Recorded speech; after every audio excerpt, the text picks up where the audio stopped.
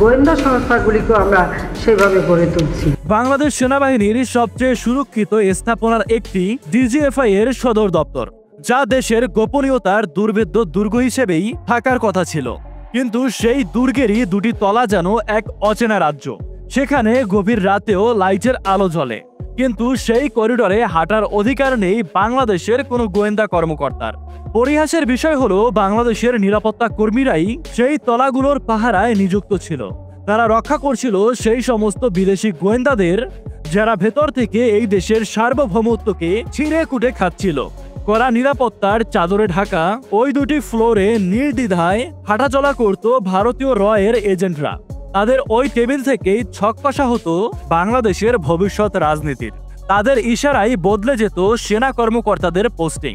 এটি কোনো হলিউড সিনেমার দৃশ্য নয়, এটি ছিল গত 16 বছরের আওয়ামী লীগ শাসনামলের বাংলাদেশের সার্বভৌমত্ব বিকিয়ে দেওয়ার এক অকল্পনীয় কিন্তু নির্মম সত্য। আর এই অবিশ্বাস্য দেশ বিরোধী আয়োজনের মূল স্থপতি স্বয়ং প্রধানমন্ত্রীর নিরাপত্তা উপদেষ্টা তারেক সিদ্দিক।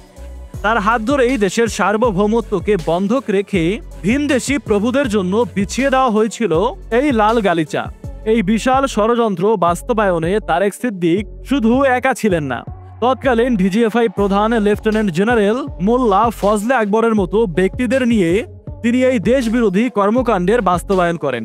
তিনি সশস্ত্র বাহিনী, পুলিশ এবং সেনাবাহিনীর শীর্ষ কর্মকর্তাদের নিয়ে একটি অনুগত চক্র গড়ে তোলেন, যারা তাদের বিদেশি প্রভুদের সন্তুষ্টির জন্য দেশের সাথে বিশ্বাসঘাতকতা করতেও বিন্দুমাত্র দ্বিধাবোধ করেননি। তারেকের নির্দেশনায় এনএসআই এর একটি অননুমোদিত আর্মি উইং তৈরি করা হয়, যা সরকারি কাঠামোর বাইরে থেকে পরিচালিত হতো এবং যার খরচ আসত সোর্স মানি থেকে। এই গোপন সেলের একমাত্র কাজ ছিল রয়ের নির্দেশ পালন করা।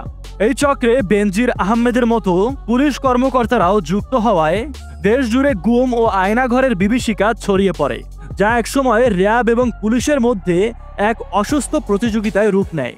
ক্ষমতা ও ষড়যন্ত্রের পাশাপাশি চলছিল তাদের লুটপাটের মহাযজ্ঞ। তারেক সিদ্দিক তার অনুগতদের ব্যবহার করে পদ্মা সেতু ও হাতির ঝিলের মতো বড় বড় প্রকল্প থেকে বিপুল পরিমাণের কমিশন আদায় করেন। অবসরপ্রাপ্ত মেজর জেনারেল সিদ্দিকুর রহমানকে রাজুকের চেয়ারম্যান বানিয়ে তার মাধ্যমেই পূর্বাচল ও রূপগঞ্জে শত শত বিঘা জমি ও প্লটের মালিক হন।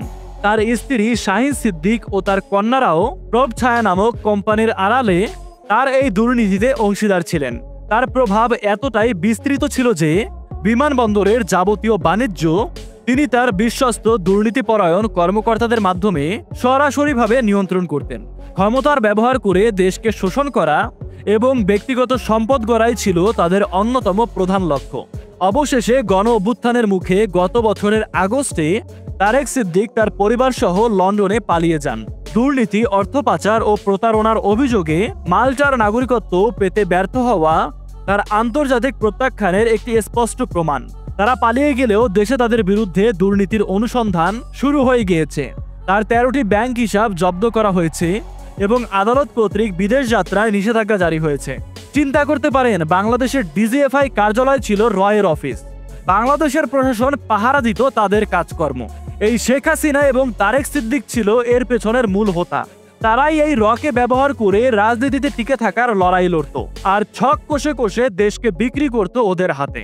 এদের কি আদৌ কোনো বিচার হবে, নাকি এরা আরাম আয়েশে এদের বাকি জীবন মোদির কোলে বসে কাটাবে? সেই বিষয় নিয়ে আপনার কোনো মতামত থাকলে কমেন্টে লিখে জানাতে পারেন।